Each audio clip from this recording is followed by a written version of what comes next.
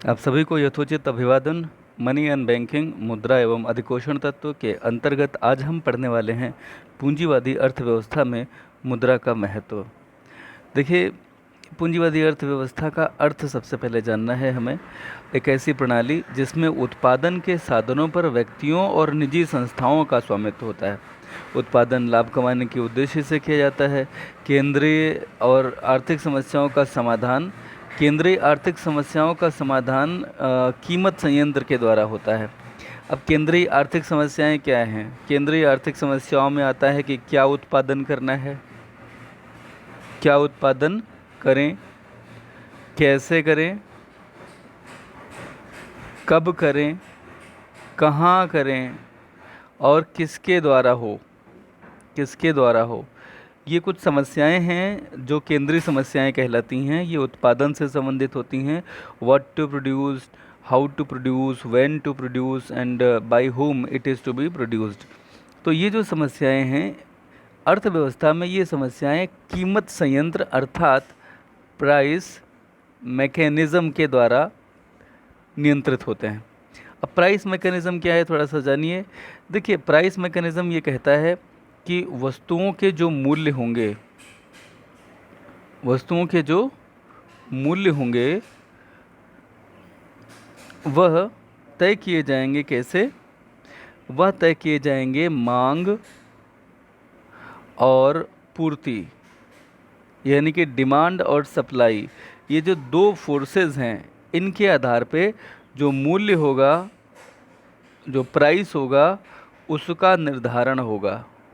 ठीक, मूल्य का निर्धारण डिमांड और सप्लाई पर होगा। तो इसका बहुत सिंपल सा नियम है कि अगर डिमांड ज़्यादा होती है, डिमांड अगर ज़्यादा होती है, डिमांड के साथ प्राइस का रिलेशन क्या है? अगर डिमांड ज़्यादा होती है तो जो प्राइस होता है यह भी ज़्यादा होता है। अगर सप्लाई ज़्यादा होती है तो जो प्राइस होता है वो कम हो जाता है।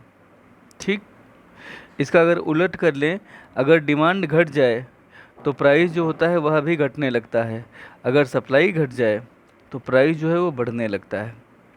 और प्राइस मैकेनिज़्म का मतलब होता है कि किसी भी अर्थव्यवस्था में जहाँ पूंजीवादी अर्थव्यवस्था है वहाँ पर प्राइस मैकेनिज़्म लागू होगा, यानी कि जिस वस्तु के की पूर्ति बहुत ज़्यादा होगी उसके मूल्य जो होंगे वह क्या होंगे? कम हो जाएंगे। और जिसकी जो मांग है वह बहुत ज़्यादा होगी। मांग अगर किसी भी वस्तु की बहुत ज़्यादा हो तो उसके जो मूल्य होंगे वह भी ज़्यादा हो जाएंगे। ठीक, इसे बोलते हैं प्राइस मैकेनिज़्म। तो हम अभी इकोनॉमिक्स पढ़ने नहीं जा रहे, लेकिन हम जो पढ़ने जा रहे हैं उसमें इतनी जानकारी बेहद ज़रूरी थी कि केंद्रीय समस्याएं ये होती हैं कि हमें केंद्रीय आर्थिक समस्याएं कि हमें क्या प्रोड्यूस करना है, कब प्रोड्यूस करना है, कैसे प्रोड्यूस करना है, किसके द्वारा प्रोड्यूस करना है, और इन सारे प्रश्नों का उत्तर कौन देता है? डिमांड और सप्लाई के जो फोर्सेस हैं जो कीमत संयंत्र पर लागू होते हैं। ठीक, थोड़ा सा डिटेल में जानते हैं। इनकी भाषा में लोगों को अपना व्यवसाय चुनने और निजी संपत्ति रखने की स्वतंत्रता होती है। कहाँ? पूंजीवादी अर्थव्यवस्था में कोई भी व्यक्ति कोई भी व्यवसाय कर सकता है, ये उसकी आज़ादी है कि वो कौन सा व्यवसाय चुनेगा। निजी संपत्ति में वो जो भी संपत्ति रखना चाहे रख सकता है। उपभोक्ताओं को अपनी इच्छा अनुसार उपभोग करने की स्वतंत्रता है। लॉकडाउन में भी जो लोग शराब पीना चाहते हैं उनको सरकार ने शराब पीने की छूट दे दी। कैसे? क्योंकि ये पूंजीवादी अर्थव्यवस्था की सिम्टम है भारतीय अर्थव्यवस्था में कि जिस चीज़ की डिमांड ज़्यादा होगी उसे महंगे मूल्यों पर सप्लाई ज़रूर किया जाएगा। ठीक, तो इच्छानुसार उपभोग करने की स्वतंत्रता होती है पूंजीवादी अर्थव्यवस्था में।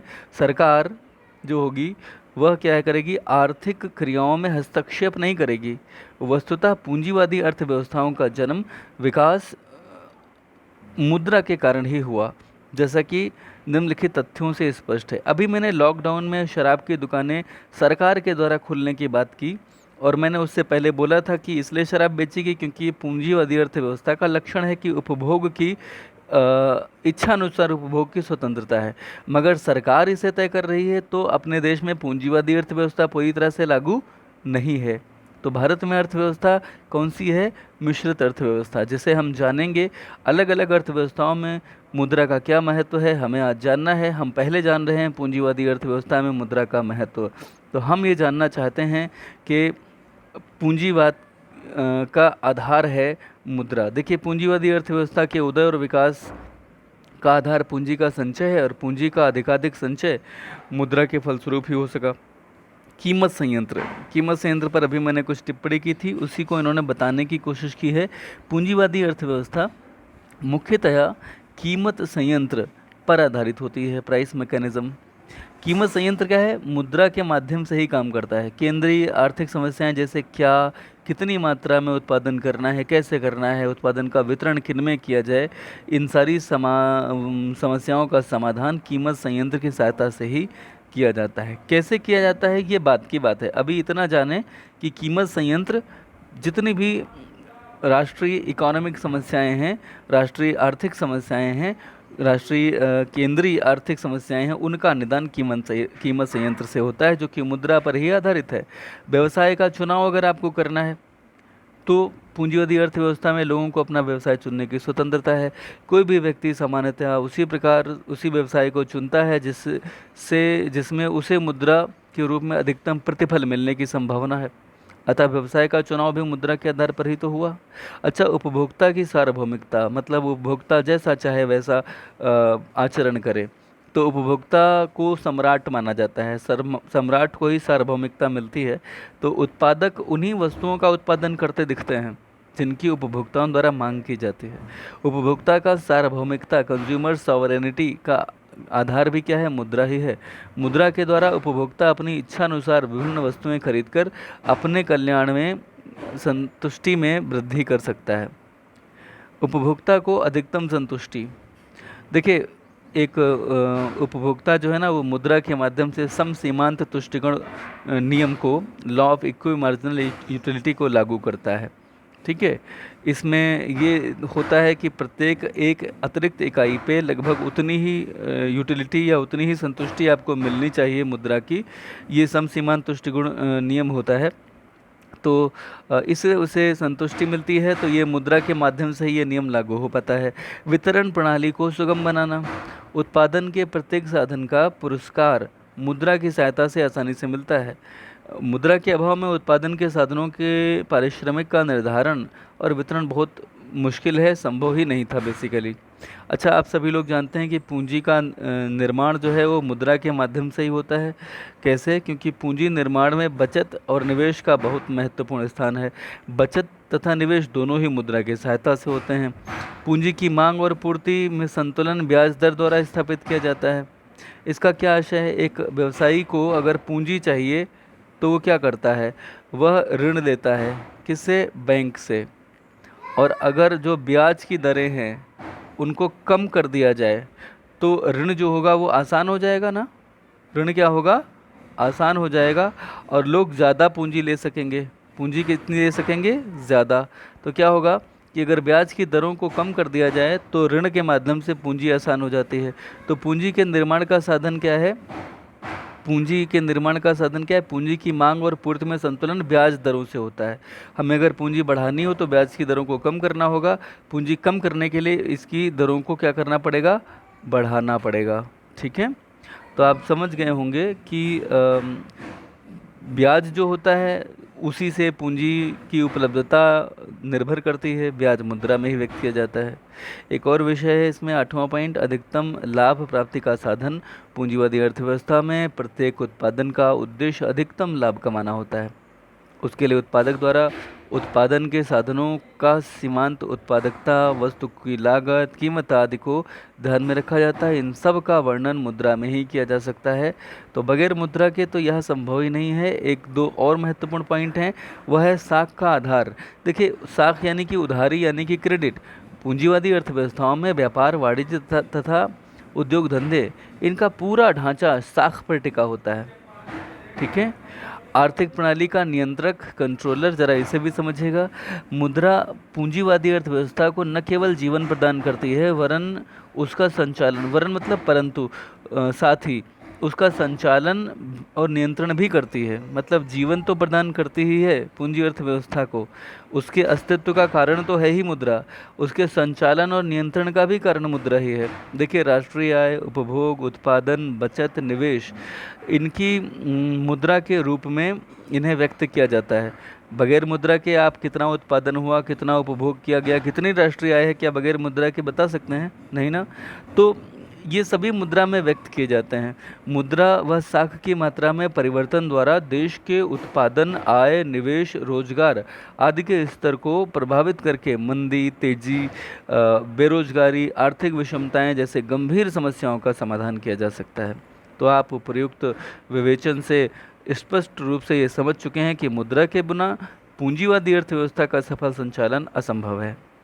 अब हम जल्दी से बात कर लेते हैं समाजवादी अर्थव्यवस्था में मुद्रा का महत्व क्या है। देखिए, समाजवादी अर्थव्यवस्था जो है उसको हम पहले जान लें। एक ऐसी आर्थिक प्रणाली जिसमें उत्पादन और वितरण के साधनों पर सरकार का स्वामित्व होगा। कृषि, उद्योग, परिवहन, व्यापार, वाणिज्य, सभी क्षेत्रों का संचालन सरकारी कर्मचारियों द्वारा होगा। उत्पादन का प्रमुख उद्देश्य सामाजिक कल्याण में वृद्धि करना है, लाभ कमाना नहीं।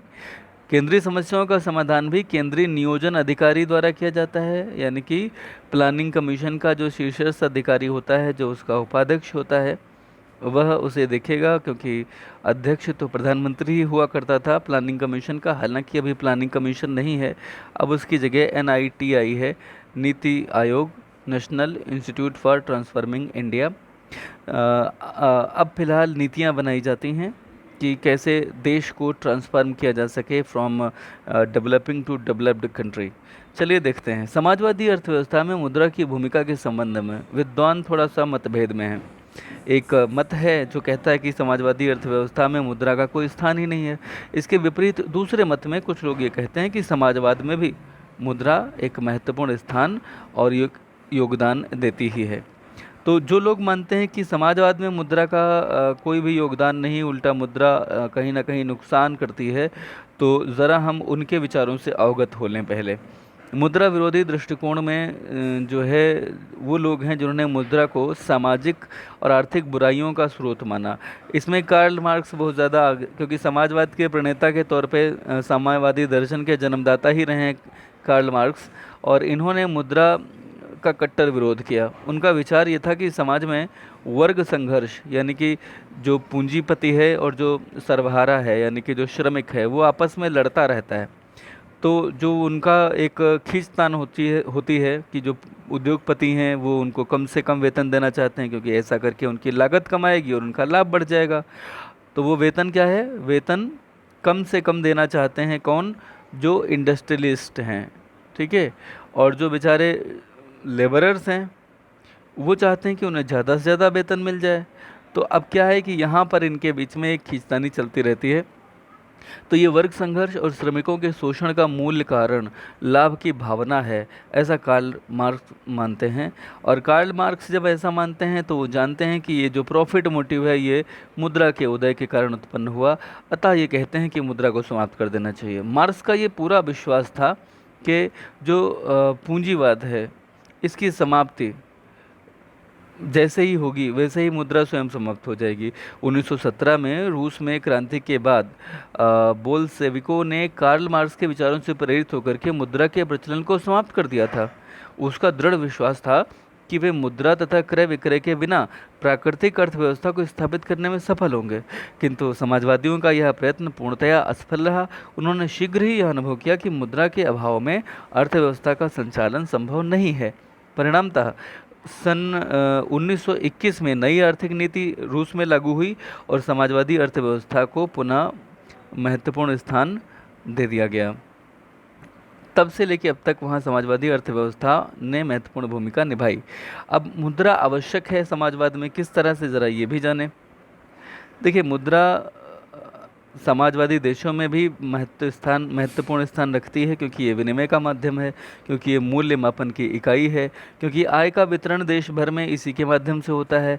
बचत और पूंजी का निर्माण भी मुद्रा कुछ मुद्रा के आधार पर ही होता है। आर्थिक नियोजन के लिए भी निश्चित रूप से ये बहुत ही आवश्यक है। अब आर्थिक नियोजन में मुद्रा का क्या योगदान है, थोड़ा सा इसे जानने की कोशिश करते हैं। देखिए, समाजवादी राष्ट्रों में योजनाओं के दो भाग होते हैं। पहला होता है भौतिक योजना, दूसरा होता है वित्तीय योजना। भौतिक योजना में उत्पादन, रोजगार आदि संबंधी लक्ष्य तय कर दिए जाते हैं कि कितना कितना हमें उत्पादन करना है, कितने लोगों को रोजगार देना है नए। जबकि वित्तीय योजना में कीमत, सरकारी ऋण, कर, व्यय, इन संबंधी जो वित्तीय लक्ष्य होंगे उन्हें तय किया जाता है। तो ये जो कीमत, सरकारी ऋण, कर, व्यय आते हैं, ये सब मुद्रा के रूप में तय किए जाते हैं।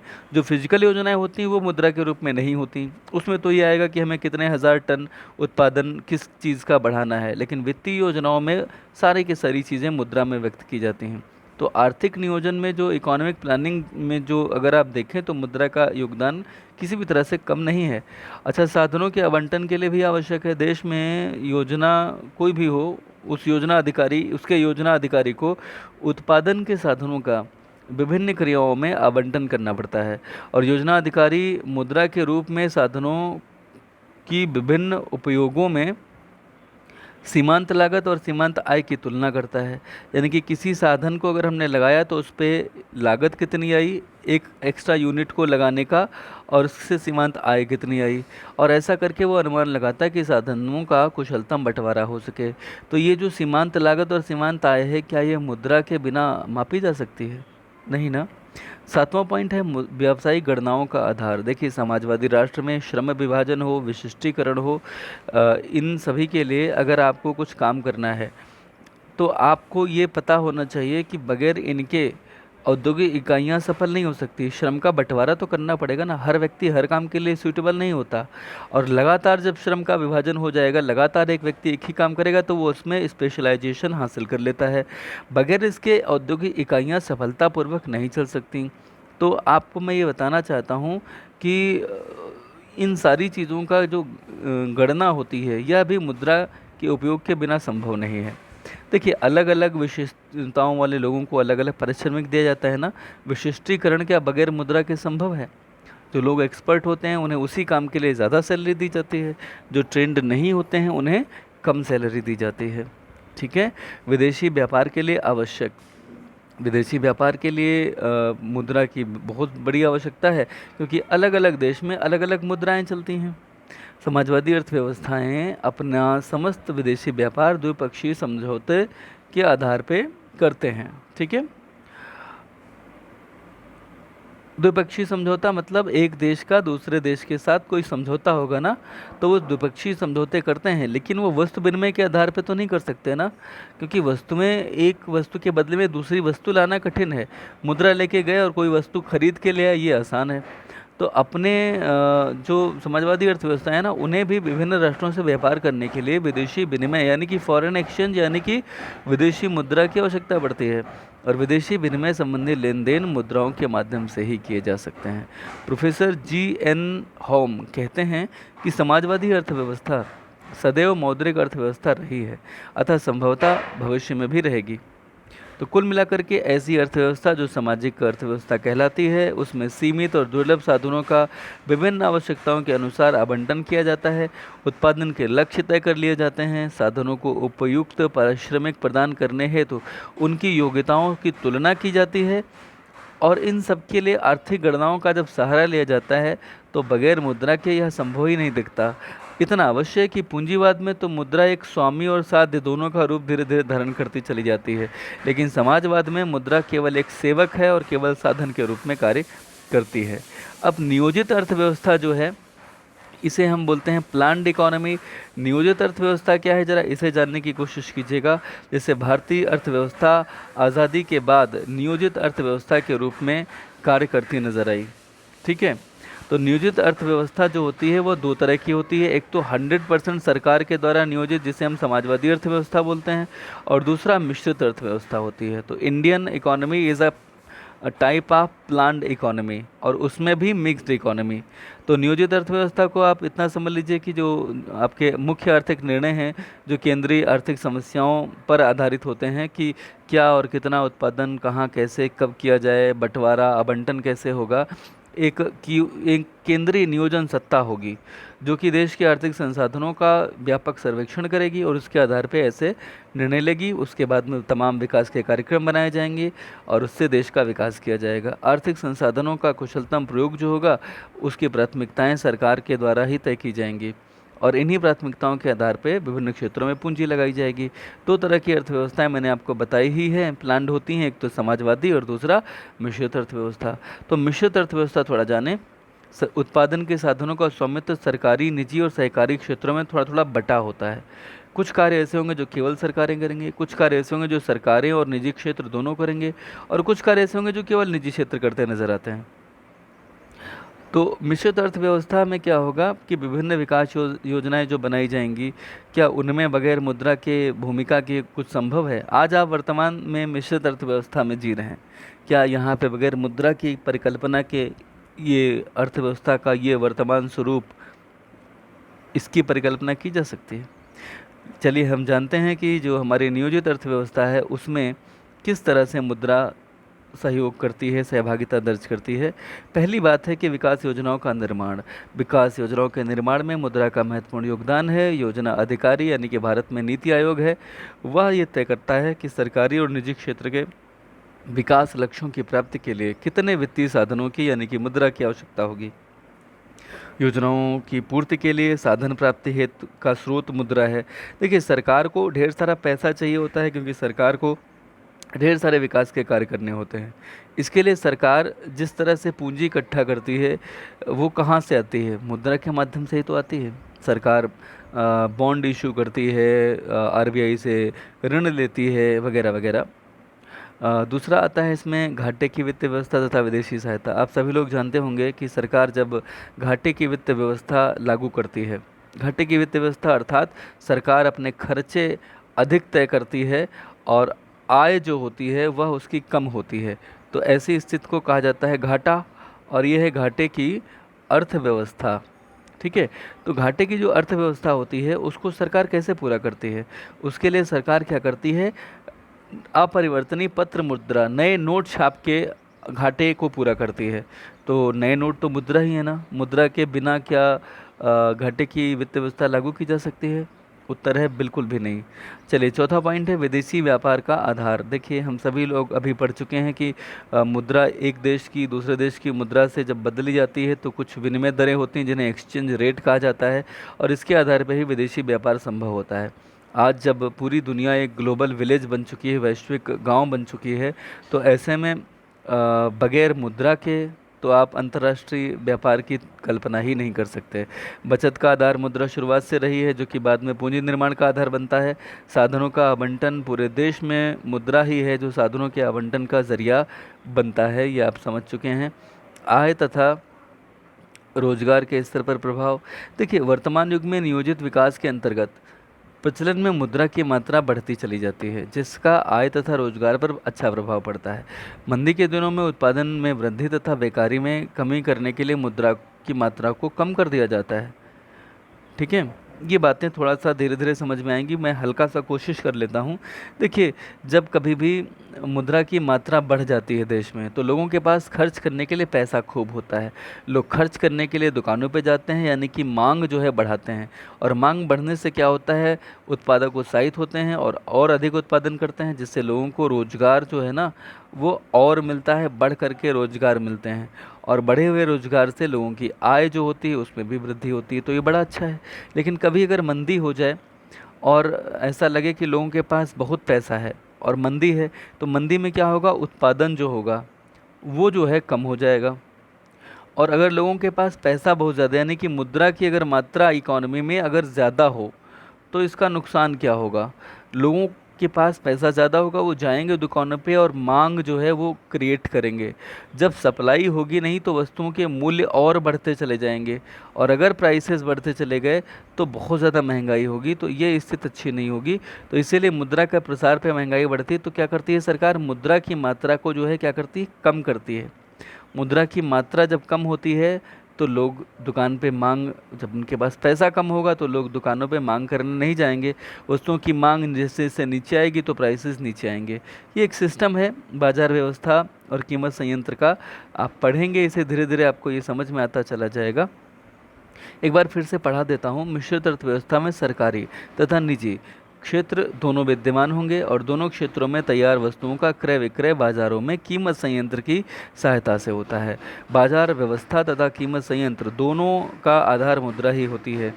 एपी लर्नर इसी संबंध में कहते हैं कि अर्थव्यवस्था का चाहे जो भी स्वरूप हो, मूल संयंत्र के अभाव में कुशलतापूर्वक वह अर्थव्यवस्था ही काम नहीं कर सकती। कीमत को अगर स्थिर रखना है तो उसमें मुद्रा का बड़ा महती योगदान है। आर्थिक नियोजन का एक उद्देश्य कीमतों में वस्तुओं की सेवाओं की स्थिरता बनाए रखना है। कीमतों में तेजी से वृद्धि होने से योजनाओं की लागत बढ़ती चली जाती है। अतः मुद्रा तथा साख की मात्रा को नियमित करके कीमत स्थिरता के लक्ष्य को प्राप्त करते हुए योजनाओं को पूर्ण किया जाना चाहिए। तो आपने अभी तक क्या जाना? 3 प्रकार की अर्थव्यवस्थाएं आपने पढ़ी। वर्तमान युग में चाहे अर्थव्यवस्था का स्वरूप कुछ भी हो, मुद्रा अत्यंत महत्वपूर्ण स्थान पर है। इस संबंध में एच क्रूम कहते हैं कि प्रत्येक समय में किसी भी समाज में किसी भी जटिल आर्थिक क्रिया के लिए हमेशा मुद्रा की आवश्यकता होती रहेगी।